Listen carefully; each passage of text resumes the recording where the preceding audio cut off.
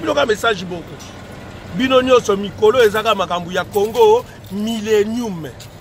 Congo Millennium. Tatiana Osango. Ba diaspora nyonso tout, bana Congo, bana monde entier en fait. Nazo lancer bino message oyo. Bolanda émission Oyo Congo Millennium. Bolanda émission Oyo ezali ya sans polémique parce que Tatiana Osango yemei aza anti-polémique aussi. Mote na balandi nyonso ya monde, ba internaute nyonso ya monde. Na sengi bino tout bolandaka émission l'invité sur Congo Millennium avec Tatiana Osango, câble mère de la presse congolaise. C'est une émission qui parle de la culture, du sport, de la politique, do elobela nyonso. Na sengi bino bolandaka ngo émission l'invité sur Congo Millennium. Congo Millennium, Congo Millennium. Mbote na bino bandeko balandi ya Congo Millennium na yebi que vraiment vous allez ebele scotché kolanda biso et surtout le quoi tozali na moi dédié vraiment na basi na pesi ba bonne fête na basi nyonso ba bozali kolanda biso na ngonga eye bino nyonso na bamboka nyonso ko banda na République démocratique du Congo ti kino na mikili nyonso ya poto to pesi bino penza ba mama bonne fête kasi mokolo ya lelo to yambi po na bino penza porte-parole ya il est temps ezali mouvement citoyen yango nde tongi to sola na ye monsieur Emmanuel ensemble na nde to ko solola par rapport ya maimazali kolekana po na ba obsèque to pe ba organisation ya ba obsèque ya ndeko na biso Rossi Chimanga est-ce que to komi wapi mbote na Emmanuel Jam Mbote maman journaliste Emmanuel lelo vraiment Congo Millennium soki to yambi o awa ezali juste na to luka koyeba to komi wapi na masolo ya Rossi. Bon, maman journaliste nakobandana no comme tozana moi de la femme yo poza moi 6 mois si moto yambi ngai nakobandana ko pesa ba maman nyonso merci mingi po ete soki bango te mbele biso to bota makate et d'ailleurs soki basi bazate mboka pe kotonga mate yango wana nazo pesa ba merci mingi ba félicitations pa ba maman ba boti biso pe nazana eliki ete ba maman ba kotelema bango pe ba kosala makambo ya malonga na mboka Congo. Voilà Emmanuel, merci beaucoup. Siko to sola masolo ya liwa ndeko na biso Rossi to komi wapi? Bon, liwa ndeko na biso Rossi bino moko boyebi ke Rossi akufaki na maladie. Rossi babetaki masasi na marche le 25 février où ils ont organisé par le comité laïque de coordination. Na yango ba obsèque bandaki ko traîner puisque tozali na processus ya autopsie. Et maintenant, autopsie en comme résité bimi, mais nous ne pouvons pas en dire plus puisque ils sont entre Maboko et avocat. Mais sinon, ma cambo obsèque est que tambola bien. Mais depuis to télémaki Emmanuel, to télémaki on dirait si comme encore obsèque, ba équipe na mikili ya poto bazoluka koyeba po il faut to signaler na balandi ya Congo Millennium que à part Emmanuel Azali porte-parole, Azalaki pe moninga penza proche yandeko na biso Rossi Chimanga. Kasi to bapelika mususu Emmanuel, ndepe aboko talaka makambango lolenge ezoleka neske mambu ya Rossi penza ekozala na kimia. Poto signaler que journée o ezaki déclaré ville morte simba quitté. Bon, makambo ya obsèque ya Rossi tozana eliki a été ekoleka malamu puisque non seulement Rossi azalaki combattant mais azalaki père de famille azalaki pe na famille oyaye bakozana posa ya kolela ye na biso nyonso bana Congo tozana posa ya kolela ye donc tozana tina te ya kosouhaiter ke mabe koma na obsèque ya ndeko Rossi. Et bon auto le bekasi kambo ya journée ezalaki déclaré ville morte na ville province à Kinshasa. Tomoni apparemment mouvement citoyen beaucoup quitté côté wana. D'ailleurs, les mouvements citoyens sont à féliciter puisque Tozali, mouvement citoyen, to Botami Sikate, mais au moins dans ces pays, nous parvenons quand même à ça la preuve. La preuve, il y a Bolingo Yambo Kapé, Tozali na adhésion, il y a peuple congolais, t'organisaka ba manifestation belé, bon mon anganege adhésion et ça les maka, Tokoki Koloba Teke.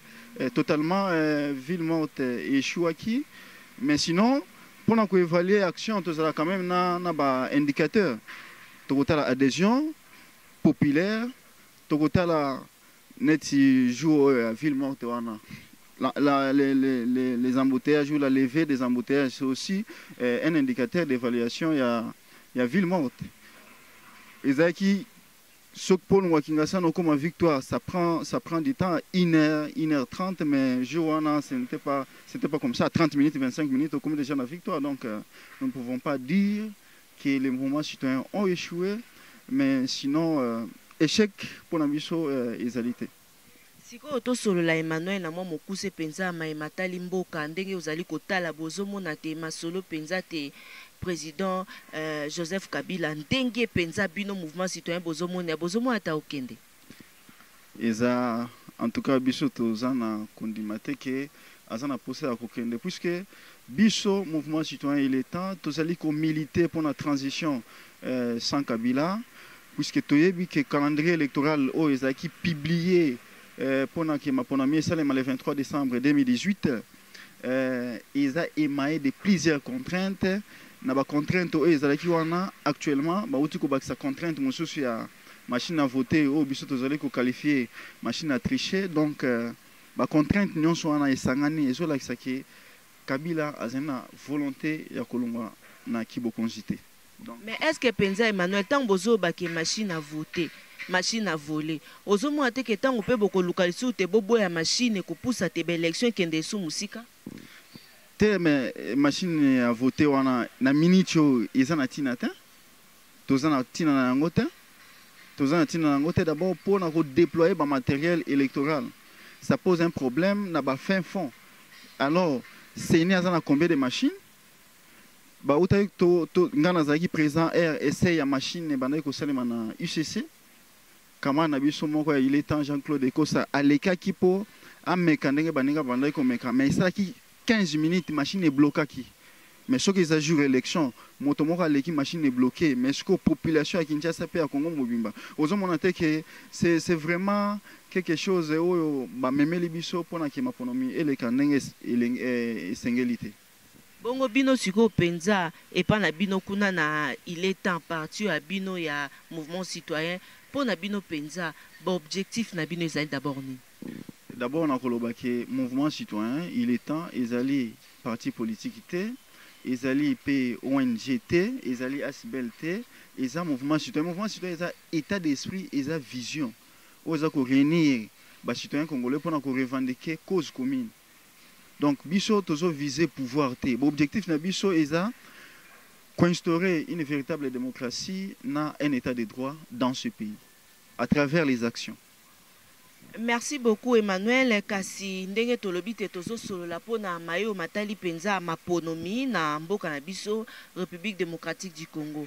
Emmanuel tant penza bino bozo boya kalikambo machine à voter comité machine à voler boy alors so basal si loko neti campagne moko boy ya sensibilisation balakisa penza mama mokolo lenge kani kosela la machine wana bino bokondima tokondima yango te puisque ça a été déjà prouvé na ba espère que machine à voter wana et que vous la possible seulement dans des villes Kinshasa et Lubumbashi mais élection eko salema na mboka moko côté machine à voter te eko favoriser ka tricherie élection ezala de qualité te yango wana quelle que soit campagne ba kosala pona ba peuple andima machine à voter biso to kondima yango te to ko contrer yango to ko sensibiliser pour être projet wana ya machine à voter elekate kotala kasi ko mayo penza tolobe alikambo ya ndeko na biso Moïse Katumbi parce que bayi opposition pe mingi bazotelemela yango monite Moïse Katumbi déplacement na yendenga a comité na Afrique du Sud elongo na bandeko na biso pe misusu pe opposition ya ba opposant ba kenda ki esika o yezwami. Est-ce que déplacement wana ndeko pe président pe o atika la mwana ya feu Etienne Tshisekedi pe alobela ki yango ndeko Félix likambo wana po anini ezo déranger bino ba opposant déplacement ya Moïse Katumbi yo pozo faire partir na batu o bazo sepela tendenge ya komi wana. D'abord quand on est na oti koloba mouvement citoyen tozali apolitique mouvement citoyen eza ni en opposition ni dans majorité ceux qui bango groupe ya opposition et qui à l'occurrence alternance pour la République AR na G7 ba kei pour na kosololana candidat président de la République na bango Moïse Katumbi, ça n'engage que eux. En tout cas, biso toza na mingi ya kolobate, mais o tozo senga eza que opposition il faut basa l'effort ya ko zala en bloc.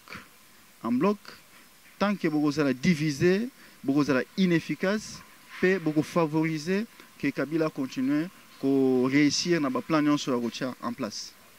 Emmanuel Penza atango ozotaka opposition na biso Penza pour l'instant ozomona ngondenge nini analyse na yo ozosala.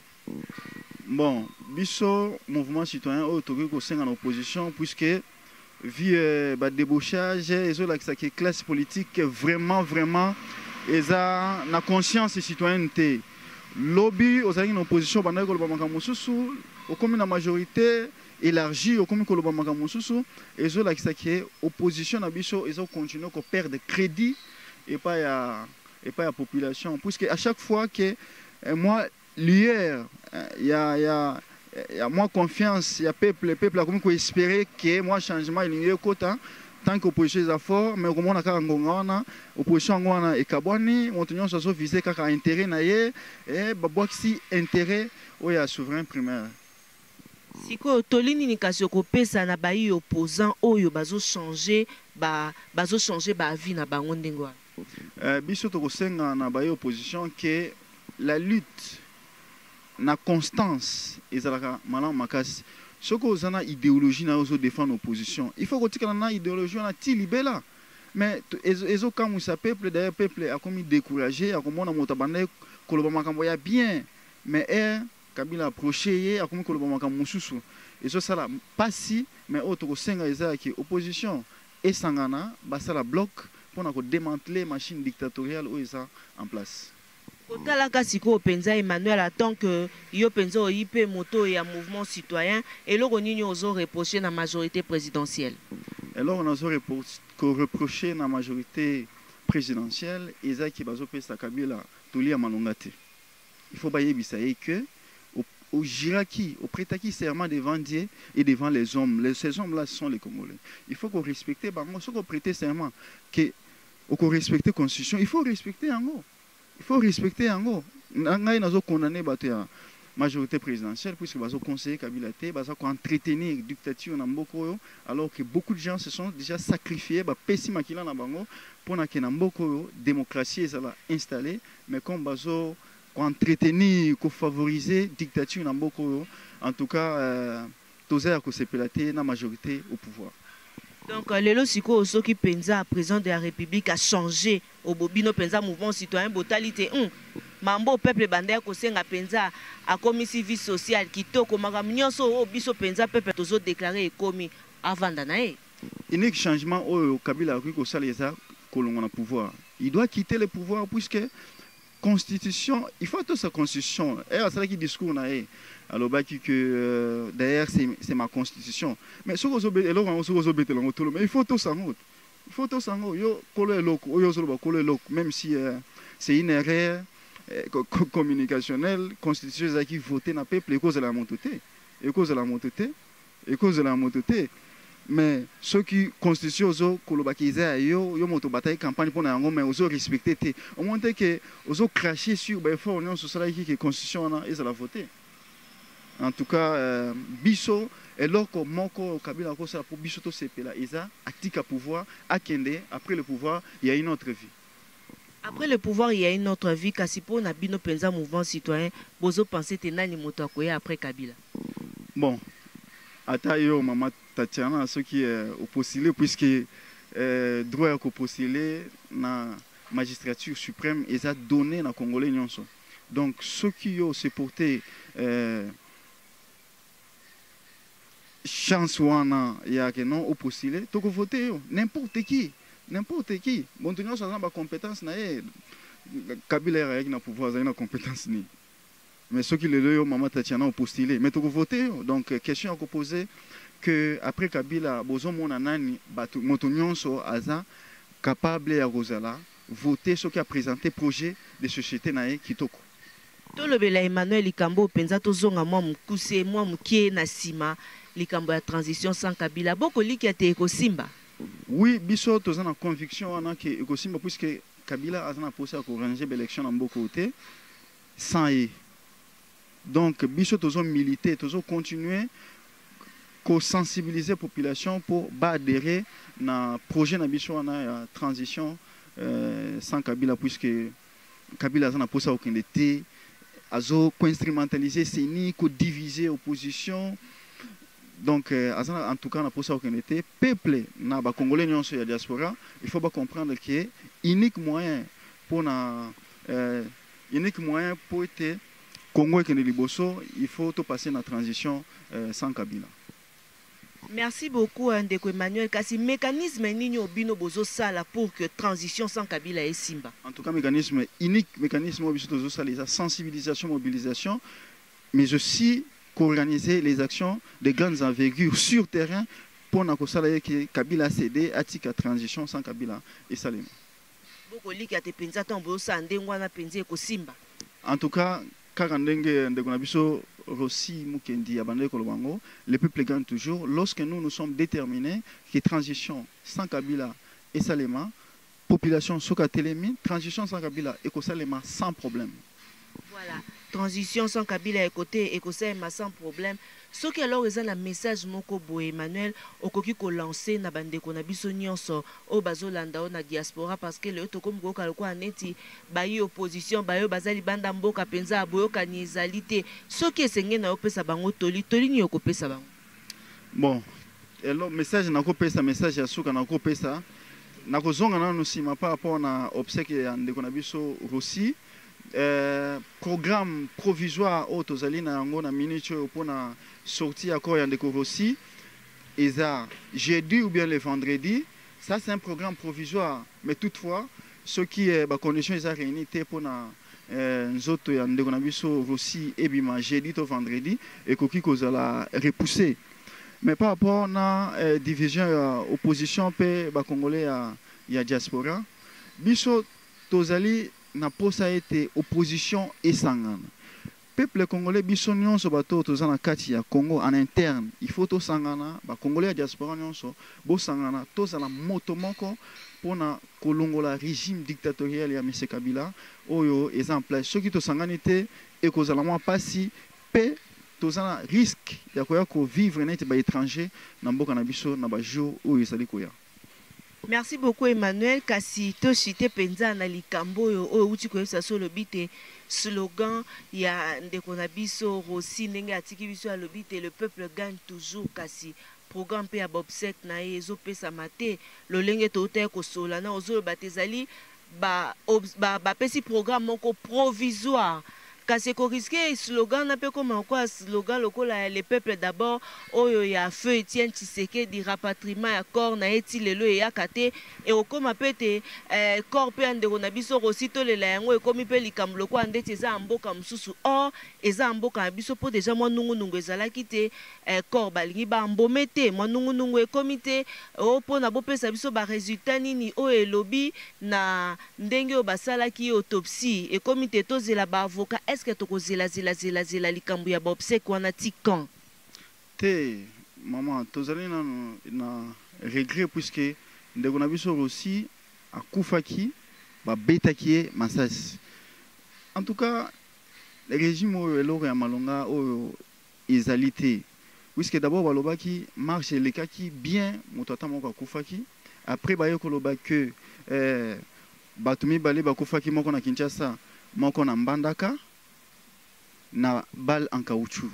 Mais est-ce que boboy d'abord qui moto kufa quitté après boyo qu'on dit maki balle en caoutchouc, est-ce que vraiment et lorsqu'il y a malongo biso to ko espérer na régime en place ezalité au biso to zali ko loba eza que obsèque ceux qui les mouvements citoyens puisque tous en comité organisateur to se mettre d'accord na famille mais aussi en conformité na ba procédure judiciaire corps et kobima baku ko boya kobimisa ebembe ande ko na biso Rossi te soki ba boy kobimisa mais d'abord déjà biso tozana kanda puisque bobo ben biso moto boko boya ki ebembe bimate mais nous allons manifester que ebembe il faut bima.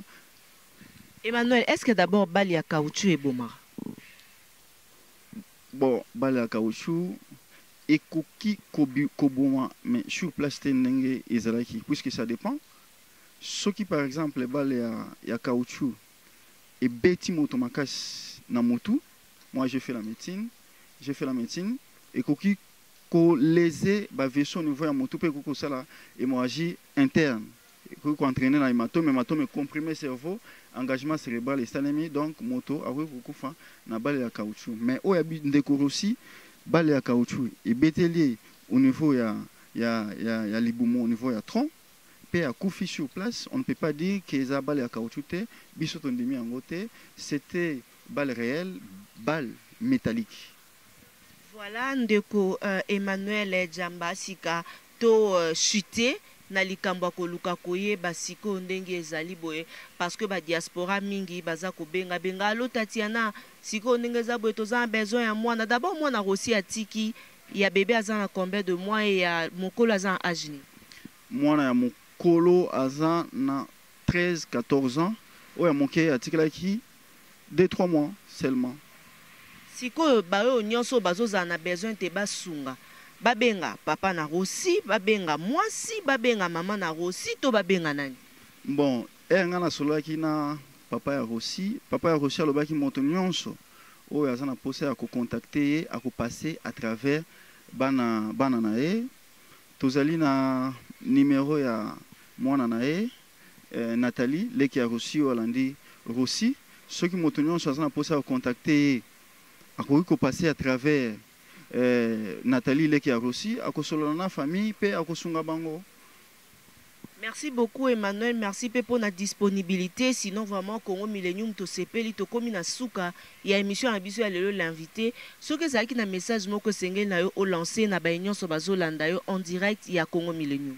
Bon, message na biso ezali que toza na posa ete ba congolais nyonso ya intérieur pe étranger to se réunir bo adhérer na vision ya mouvement citoyen.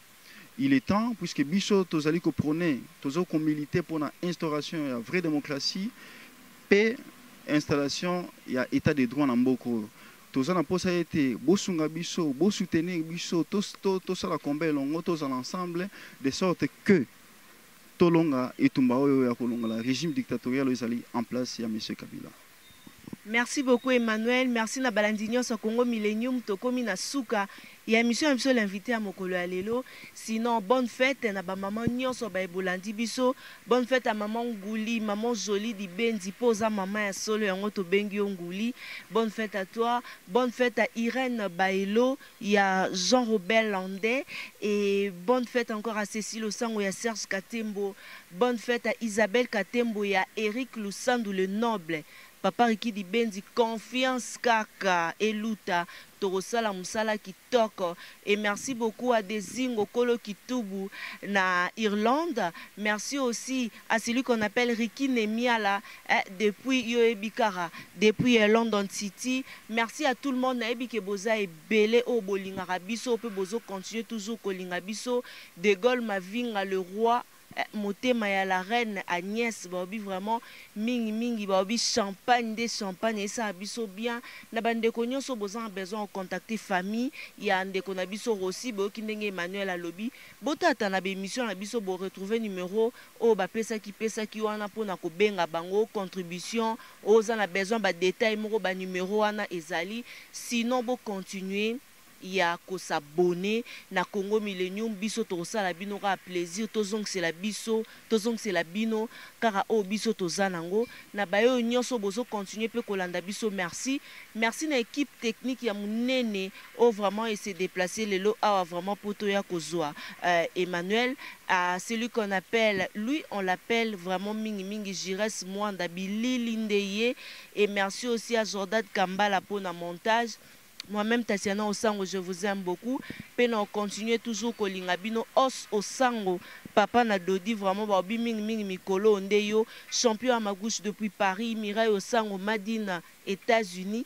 Je vous aime beaucoup. Bon continuer kolanda biso tete Osango ya pasi Osango boza ebele bao bolinga Tatiana ngape na on continue toujours kolinga bino kasi. Soki moi message soki moi likambo moko ezali ya botu na question ba numéro eza affiché ya baba et ba écran na bino botindeli biso toza wana po na bino Pinocchio on vous aime beaucoup Lynx Lengelo les piliers de Bundes On vous aime, to continue toujours kolinga bino. D'ici là, portez-vous bien. Bobo to bondeko eko bakorenye na mabota mabino. Soki nzambe azongite. Retrouvez-nous prochainement.